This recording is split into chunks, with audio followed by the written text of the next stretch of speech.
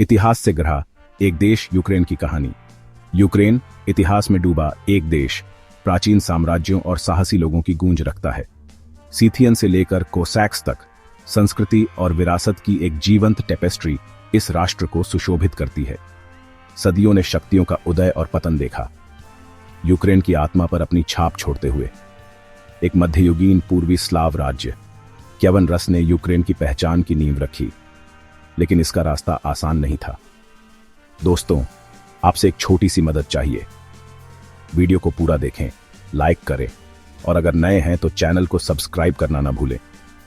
Ukraine के उपजाऊ मैदान, जिन्हें अक्सर यूरोप की ब्रेड बास्केट कहा जाता है, ने विजेताओं और प्रशंसकों को समान रूप से आकर्षित किया। शक्तिशाली मंगोल, विशाल पोलिश लिथुआनियाई राष्ट्रमंडल और विशाल रूसी साम्राज्य, सभी ने अपना दावा ठोंका यूक्रेन की नियति को आकार देते हुए। हर एक ने भूमि और उसके लोगों पर एक अमिट छाप छोड़ी, यूक्रेनी संस्कृति के जटिल मौजिक में योगदान दिया। इन सब के बावजूद यूक्रेनी भावना बनी रही, अपने लोगों की स्थायी ताकत का प्रमाण। 20वीं सदी यूक्रेन के लिए नई परीक्षाएं लेकर आई। होलोडोमोर की भयावहता, स्टालिन के शासन द्वारा निर्मित एक मानव निर्मित अकाल जिसने आबादी को नष्ट कर दिया, ऐसे निशान छोड़े जो आज भी बने हुए हैं। द्वितीय विश्व युद्ध के दौरान यूक्रेन नाजी जर्मनी और सोवियत संघ के बीच एक युद्ध का मैदान बन गया, जिसके परिणाम स्वरूप व्यापक विनाश और जीवन की हानि हुई।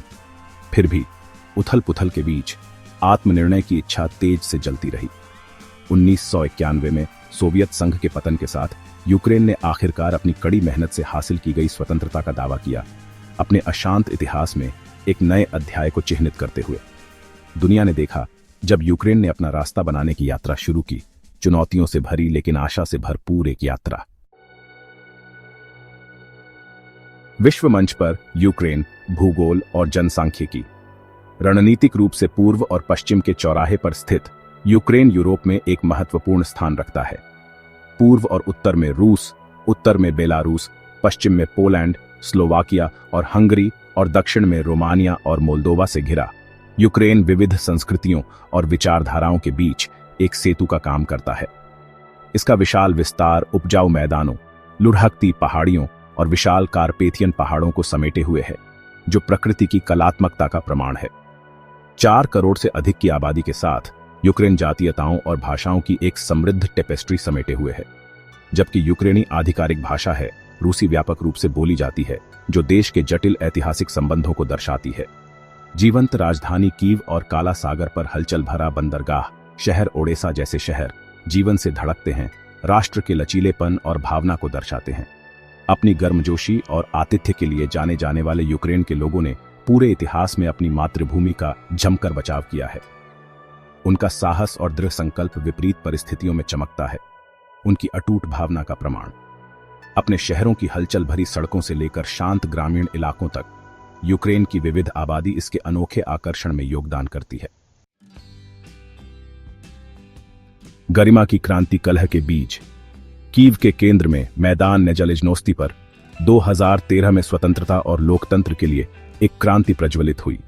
यूरो मैदान विरोध, जैसा कि उन्हें जाना जाने लगा, तत्कालीन राष्ट्रपति विक्टर यानुकोविच के रूस के साथ घनिष्ठ संबंधों के पक्ष में यूरोपीय संघ के साथ एक संघ समझौते को छोड़ने के फैसले के जवाब में भड़क उठे।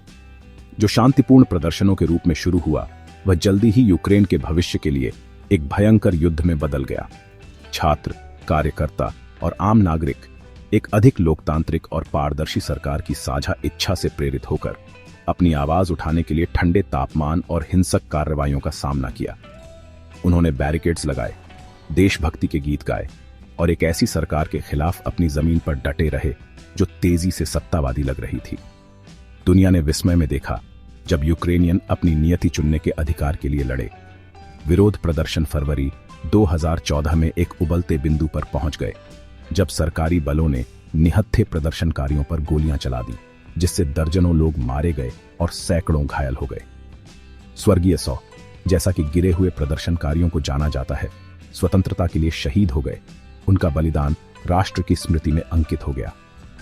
हिंसा ने दुनिया को झकझोर कर रख दिया और अंतर्राष्ट्रीय निंदा को प्रेरित किया। यानुकोविच रूस भाग गए, जबकि यूक्रेनी संसद ने उन्हें पद से हटाने के लिए मतदान किया, जो देश के इतिहास में एक महत्वपूर्ण मोड़ था। गरिमा की क्रांति, जैसा कि इसे जाना जाता है, ने एक भ्रष्ट शासन को गिरा दिया था, लेकिन भारी कीमत पर। इसने यूक्रेनी समाज के भीतर गहरे विभाजनों को भी उजागर किया और भू राजनीतिक गलती रेखाओं को उजागर किया, जो जल्द ही फूट पड़ेंगी। विलय की छाया, क्रीमिया का भाग्य। जैसे ही यूक्रेन क्रांति से लड़खड़ाया, काला सागर पर एक रणनीतिक रूप से महत्वपूर्ण क्षेत्र क्रीमिया प्रायद्वीप में एक नया खतरा पैदा हुआ। रूसी सैनिक बिना प्रतीक चिन्ह के, लेकिन अपने उपकरणों और व्यवहार से आसानी से पहचाने जाने वाले प्रमुख सरकारी भवनों और सैन्य प्रतिष्ठानों को जब्त करते हुए पूरे प्रायद्वीप में फैल गए। दुनिया ने सांस रोककर देखा कि स्थिति कैसे सामने आई। पिछली आक्रामकताओं की एक भयावह प्रतिध्वनि। अंतर्राष्ट्रीय समुदाय द्वारा व्यापक रूप से नाजायज बताए गए जल्दबाजी में आयोजित जनमत संग्रह रूस द्वारा क्रीमिया के विलय के परिणाम स्वरूप हुआ। क्रेमलिन ने क्रीमिया में रहने वाले जातीय रूसियों के अधिकारों की रक्षा करने का दावा करके अपने कार्यों को सही ठहराया। यूक्रेन और उसके सहयोगियों द्वारा विवादित एक कथा। क्रीमिया के विलय ने अंतर्राष्ट्रीय समुदाय के माध्यम से सदमे की लहरें भेजी, शीत युद्ध के बाद के आदेश को चकनाचूर कर दिया और भू राजनीतिक तनावों के एक नए युग की शुरुआत की। पश्चिम ने रूस के खिलाफ प्रतिबंधों के साथ जवाब दिया, लेकिन क्रेमलिन निश्चिंत रहा। क्रीमिया पर उसकी पकड़ मजबूत हुई। भाग 5, एक विभाजित राष्ट्र, डोनबास संघर्ष। क्रीमिया के विलय के बाद पूर्वी यूक्रेन में डोनबास क्षेत्र में अशांति फैल गई, जहां रूसी प्रचार और सैन्य समर्थन से प्रेरित रूस समर्थक अलगाववादियों ने यूक्रेनी सरकार के खिलाफ सशस्त्र विद्रोह शुरू कर दिया। संघर्ष जल्दी ही एक पूर्ण युद्ध में बदल गया, जिसमें दोनों पक्षों ने एक दूसरे पर अत्याचार का आरोप लगाया। डोनबास के शहर और कस्बे मलबे में तब्दील हो गए, क्योंकि यूक्रेनी सेना रूसी सैनिकों और हथियारों द्वारा समर्थित अलगाववादियों से लड़ी। संघर्ष ने हजारों नागरिकों के जीवन का दावा किया और लाखों और लोगों को विस्थापित कर दिया, जिससे एक मानवीय संकट पैदा हो गया। मिन्स्क समझौते, फ्रांस, जर्मनी, रूस और यूक्रेन द्वारा की गई युद्ध विराम की एक श्रृंखला ने शांति की आशा की एक किरण पेश की। हालांकि समझौते कमजोर साबित हुए। दोनों पक्षों ने एक दूसरे पर उल्लंघन का आरोप लगाया। डोनबास में संघर्ष एक जमे हुए युद्ध में बदल गया। यूरोपीय महाद्वीप पर एक घाव भू राजनीतिक खेल कौशल की मानवीय लागत की एक निरंतर याद दिलाता है। भाग 6, युद्ध की मानवीय कीमत, लचीलापन और हानि की कहानियां। सुर्खियों और भू राजनीतिक चालबाजी के पीछे यूक्रेन में युद्ध की गहरी मानवीय कीमत है। लाखों यूक्रेनियन अपने घरों से विस्थापित हो गए हैं, लड़ाई से भागने और देश के अन्य हिस्सों या विदेशों में शरण लेने के लिए मजबूर हैं। परिवार अलग हो गए हैं। हिंसा और अनिश्चितता ने उनके जीवन को बर्बाद कर दिया है। युद्ध में फंसे आम यूक्रेनियन की कहानियां लचीलापन, साहस और दिल टूटने की कहानियां हैं। वे अकल्पनीय विपरीत परिस्थितियों में मानव आत्मा की ताकत की बात करते हैं। हताहतों से भरे अस्पतालों में अथक परिश्रम करने वाले डॉक्टर और नर्स, जरूरतमंद लोगों तक सहायता पहुंचाने के लिए अपनी जान जोखिम में डालने वाले स्वयंसेवक और अराजकता के बीच एक दूसरे में सांत्वना पाने वाले परिवार, ये ऐसी कहानियां हैं जो हमें मानवता की स्थायी शक्ति की याद दिलाती हैं। युद्ध ने बच्चों के जीवन पर भी एक अमिट छाप छोड़ी है। कई लोगों ने ऐसी भयावहता देखी है जो किसी बच्चे को कभी नहीं देखनी चाहिए। स्कूल नष्ट हो गए हैं, बचपन बाधित हो गया है और भविष्य अनिश्चित है। युद्ध के मनोवैज्ञानिक निशान लड़ाई बंद होने के लंबे समय बाद तक कई लोगों को परेशान करते रहेंगे। भाग 7, दुनिया पक्ष लेती है, भू राजनीतिक निहितार्थ। यूक्रेन में युद्ध ने अंतर्राष्ट्रीय व्यवस्था के माध्यम से सदमे की लहरें भेजी हैं, गठबंधनों का परीक्षण किया है और भू राजनीतिक वास्तविकताओं को नया रूप दिया है। संयुक्त राज्य अमेरिका और उसके नाटो सहयोगियों ने रूस के कार्यों की निंदा की है, मास्को पर प्रतिबंध लगाते हुए यूक्रेन को सैन्य और वित्तीय सहायता प्रदान की है। यूरोपीय संघ अपने आंतरिक विभाजनों से जूझ रहा है, ने रूसी आक्रामकता के खिलाफ एकजुट मोर्चा पेश करने की मांग की है।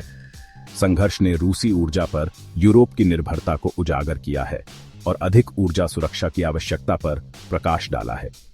चीन रूस के साथ घनिष्ठ संबंधों वाली एक उभरती हुई वैश्विक शक्ति ने एक कूटनीतिक रस्साकशी की है, शांति का आह्वान किया है, लेकिन मास्को के कार्यों की निंदा करने से कम है। यूक्रेन में युद्ध ने अंतर्राष्ट्रीय व्यवस्था की तेजी से बहुध्रुवीय प्रकृति पर प्रकाश डाला है, जिसमें देश गठबंधनों और हितों के एक जटिल जाल को नेविगेट कर रहे हैं। भाग 8। आशा की एक किरण, जवाबी हमला।